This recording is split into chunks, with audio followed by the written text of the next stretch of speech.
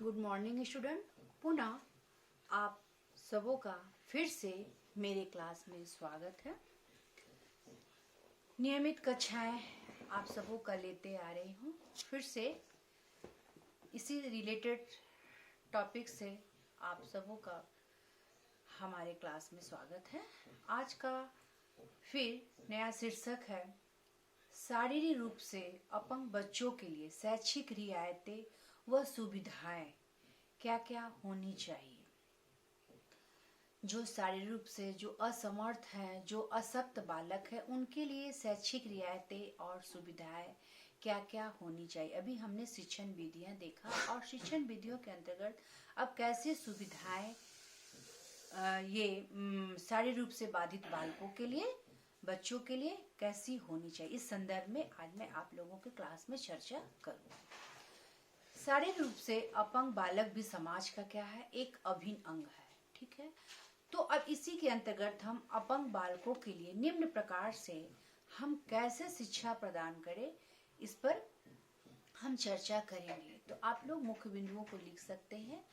पहला, कैसे हम ऐसे बच्चों को जो बाधित बालक है उसका हम कैसे समायोजन करें, एडजस्टमेंट कैसे करें, देखभाल कैसे करें। पहला पॉइंट क्या है, समायोजन, एडजस्टमेंट। दूसरा है देखभाल, लुक आफ्टर। तीसरा है उपचार, कैसे इसको हम इसका कैसे उपचार करें। और नेक्स्ट पॉइंट है विशेष कक्षा, स्पेशल क्लास कैसी होनी चाहिए, विशेष अध्यापक कैसा होना चाहिए, स्पेशल टीचर, स्किल्ड टीचर कैसा होना चाहिए, विशेष विद्यालय कैसा होना चाहिए, स्पेशल स्कूल कैसा होना चाहिए, विशेष पाठ्यक्रम कैसा होना चाहिए, स्पेशल कैरिकुलम कैसा होना चाहिए, और व्यावसायिक प्रशिक्षण कैसा होना चाहिए, समाजीकरण इसके अंतर्गत कैसा होना चाहिए, नौकरी के क्षेत्र में इन्हें कैसी सुविधाएं मिलनी चाहिए। इन सब मुख्य बिंदुओं को हम आज चर्चा करेंगे। तो आज सबसे पहले हम लेके चलते हैं समायोजन। तो शारीरिक रूप से विकलांग बालकों के सामने, शारीरिक रूप से जो ऐसे विकलांग बालकों के सामने सबसे बड़ी समस्या क्या होती है, एडजस्टमेंट। उन्हें वातावरण के अनुसार कैसे एडजस्टमेंट करना पड़ता है, घर में, विद्यालय में और समाज में वे अपने आप को कैसे समायोजित करें। अगर हम उन बालकों को हीन भावना की दृष्टि से अगर देखते हैं और अगर हम उसे है दृष्टि से देखते हैं तो उनके अंदर हीन भावना पनपने लगेगी। हमें उनकी शारीरिक, मानसिक और आवश्यकताओं को ध्यान में रखकर हमें क्या करनी चाहिए, मदद करनी चाहिए, सहायता करनी चाहिए, ताकि उनमें क्या हो, आत्मविश्वास की भावना जागृत हो और वह अपने आप को अकेला न समझे। हमें उन्हें विश्वास दिलाना चाहिए कि वे सामान्य बालकों की भांति ही हैं और उन्हें अन्य बालकों के साथ हमें कैसे समझौता करने की प्रेरणा देनी चाहिए। शारीरिक, मानसिक और योग्यता के अनुसार उन्हें क्या देना चाहिए, व्यावसायिक प्रशिक्षण देना चाहिए, ताकि वे क्या कर सके, अपने आप को आत्मनिर्भर बना सके और अपने समाज में जीविकोपार्जन का उद्देश्य बना सके और सम्मान पूर्वक जीवन जी सके। अब जब उन्हें घर, विद्यालय तथा समाज में अगर सहयोग मिलता है तो वे क्या करेंगे, और भी ध्यान लगाकर पढ़ाई पूरी कर सकते हैं। ठीक है, नेक्स्ट है लुक आफ्टर, उनकी देखभाल कैसी होनी चाहिए। तो शारीरिक रूप से जो अपंग बालक रहते हैं उनको क्या है, समय समय पर ट्रीटमेंट या चेकअप करवाते रहना चाहिए, जिससे क्या उनके लिए अवकाश की आवश्यकता पड़ती है तथा उनको विद्यालय में अनुपस्थित रहना पड़ता है। तो उसके लिए हमें उनकी शैक्षिक उपलब्धि क्या है, अगर वो समय समय पर अगर विद्यालय में अनुपस्थिति रहेंगे, नहीं आएंगे और ट्रीटमेंट के कारण उन्हें अवकाश की आवश्यकता पड़ेगी तो उनकी शैक्षिक उपलब्धि क्या होगी, बाधा होगी। इसके कारण हमें क्या करना चाहिए, अध्यापक और दूसरे छात्रों को, ऐसे बालकों को हमेशा हमें सहयोग देना चाहिए और विद्यालय के इन नियमों और बालकों के लिए लचीले होने चाहिए, उसे हर संभव में हमें सहायता देनी चाहिए।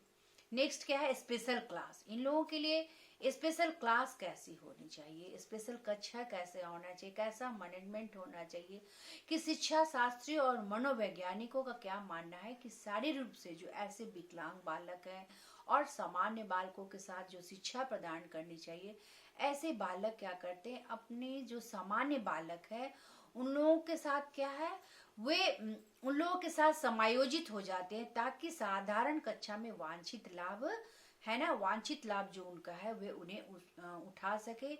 और ऐसे बालकों के लिए हमें क्या है, समय समय पर क्या करना चाहिए, स्पेशल क्लास का प्रबंध किया जाना चाहिए।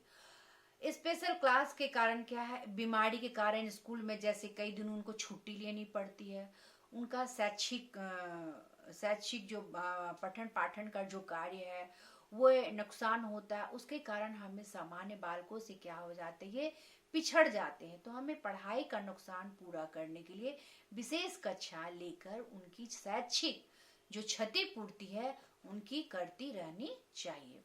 अब निपुण अध्यापक, स्पेशल यहाँ पर कैसे अध्यापक भी होने चाहिए। नेक्स्ट पॉइंट क्या है, निपुण अध्यापक, स्किल टीचर। एक साधारण अध्यापक जब सामान्य कक्षा में शारीरिक रूप से अगर वो विकलांग बच्चे को पढ़ाता है तो वो विकलांग बालक के मनोविज्ञान को क्या करता है, नहीं समझ पाता। तो ऐसे बच्चों को पढ़ाने के लिए भी क्या है, ऐसे अध्यापकों को ट्रेन होना पड़ता है, प्रशिक्षण लेना पड़ता है। अतः ऐसे बालकों के लिए एक निपुण जो हर विषयों का ज्ञान हो, हर कला का ज्ञान हो, हर तरह के बच्चों को शिक्षा उपार्जन दे सके, एक निपुण और प्रशिक्षण प्राप्त आवश्यक है। ताकि नियुक्ति करनी चाहिए, वैसे अध्यापक की नियुक्ति करनी चाहिए जो सामाजिक रूप से, व्यक्तिगत रूप से और संवेगात्मक रूप से शारीरिक विकास को ध्यान में रखकर उसको क्या करे, अपना विकास में योगदान दे सके। और ऐसे बालकों के लिए किसी प्रशिक्षित अध्यापक का विशेष रूप से सेवाएं ले सकते हैं।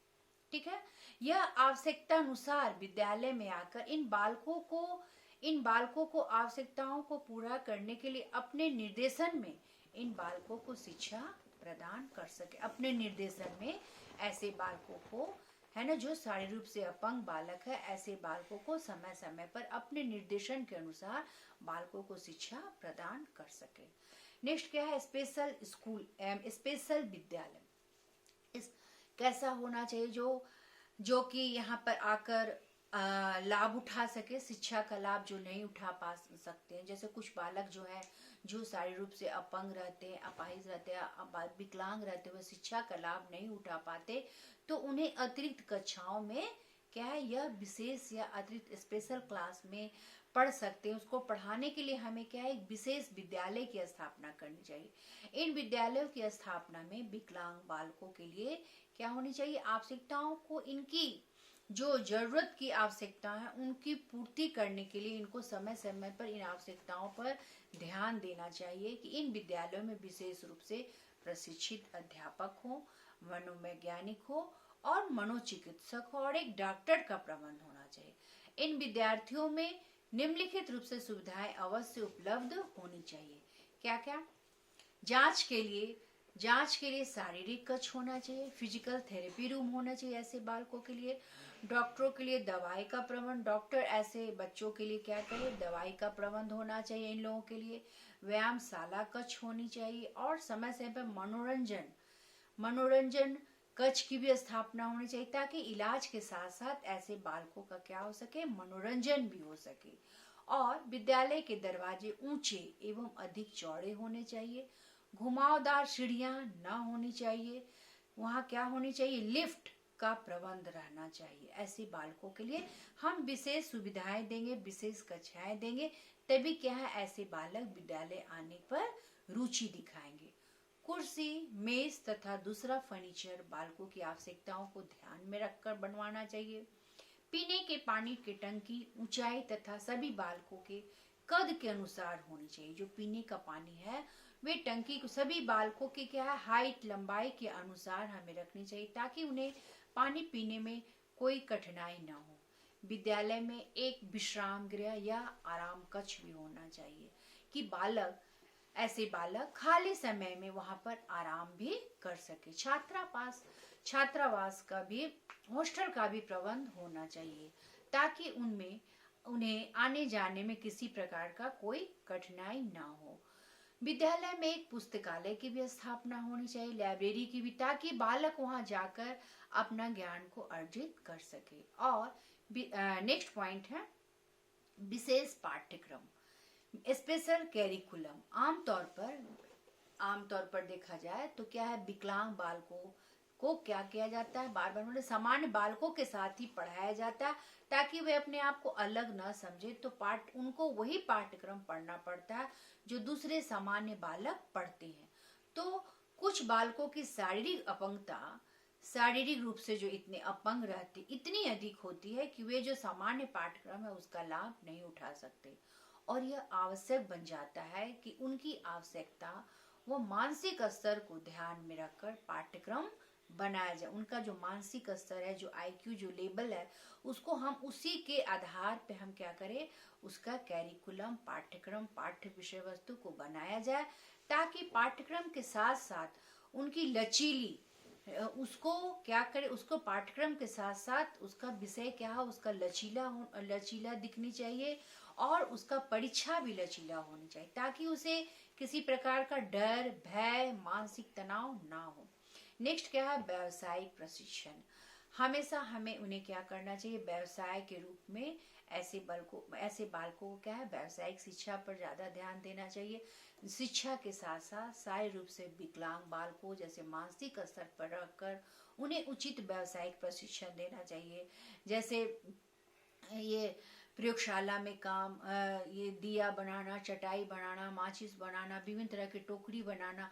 तो हम क्या करेंगे, विभिन्न तरह के इनको व्यावसायिक प्रशिक्षण की तरफ केंद्रित करेंगे, ताकि वो निपुण होकर अपनी योग्यता अनुसार रोजगार कर सके, और वो व्यावसायिक प्रशिक्षण उन्हें आत्मनिर्भर बनाने में सहयोग दे, और सकारात्मक सोच उनके अंदर आए कि हम भी अपने कुछ कार्य करके अपने में आत्मनिर्भर बन के अपने कुछ पैसे है ना, कुछ पैसे अपने वो कमाई का एक जरिया बनाए, जो जिससे उसे दूसरे के ऊपर डिपेंड ना रहना पड़े।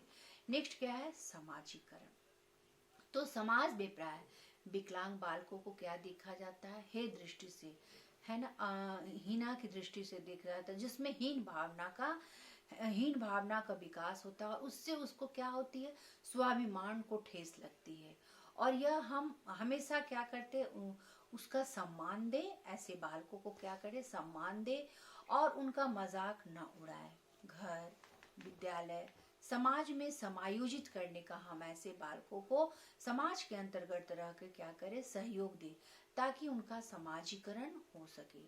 वे भी अपने आप को सामाजिक और शारीरिक अपंगता को ध्यान में रखकर उनके लिए व्यायामशाला और विशेष कार्यक्रम, खेल कूद कार्यक्रम का भिन्न रंगारंग कार्यक्रम, सांस्कृतिक कार्यक्रम का हमेशा क्या होना चाहिए, समाज के अंतर्गत हमें धार्मिक, राजनीतिक क्षेत्र में इन सब चीजों के कार्यक्रम का आयोजन कराना चाहिए। उनको भी इन कार्यक्रम में भाग लेने का अवसर मिलना चाहिए। नेक्स्ट पॉइंट क्या है, नौकरी। इनको अब इन सब चीजों से ऐसे बच्चों को क्या है, व्यावसायिक शिक्षा देकर, और विकलांग बालकों की शिक्षा को व्यावसायिक शिक्षा देने के बाद हम क्या करेंगे, नौकरी देने का प्रबंध करना चाहिए। तो नौकरी देने के लिए क्या करना, भारत सरकार के द्वारा विकलांगों के लिए व्यावसायिक स्थापना की गई है। भारत सरकार के द्वारा ऐसे बालकों के लिए व्यावसायिक स्थापना की गई है, कुछ आरक्षण दिए गए हैं। ये केंद्र अपंग या विकलांग बालकों की उनकी योग्यता, रुचि और प्रशिक्षण प्रदान करता है, जो उनको रोजगार दिलाने में सहायता प्रदान करते हैं।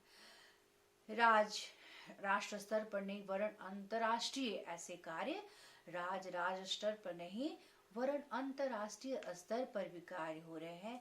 वे सितंबर सम्मेलन में यह निर्णय किया गया है कि प्रति वर्ष मार्च महीने के तृतीय रविवार को क्या किया जाए, इनको ऐसे कार्य करवाए जाए। यूनेस्को ने वर्ष 1982 को विकलांग को अंतर्राष्ट्रीय वर्ष घोषित कर विद्यालय और विश्वविद्यालयों में क्या किया, दाखिले के लिए 3% सीटें विकलांगों को दिया गया है, जिससे है ना, जिससे इन्हें क्या कर सके, विकलांग लोगों को नौकरी के क्षेत्र में हम उनकी दिशा निर्देशित कर सके, और शिक्षा जीवनोपयोगी है, और इसे शिक्षा का अवसर लाभ उठा सके। ठीक है, पुनः फिर अगले क्लास में हम मिलते हैं। आज के लिए इजाजत है। अगर आप लोगों को ये वीडियो पसंद आए तो लाइक करें एवं सब्सक्राइब करें।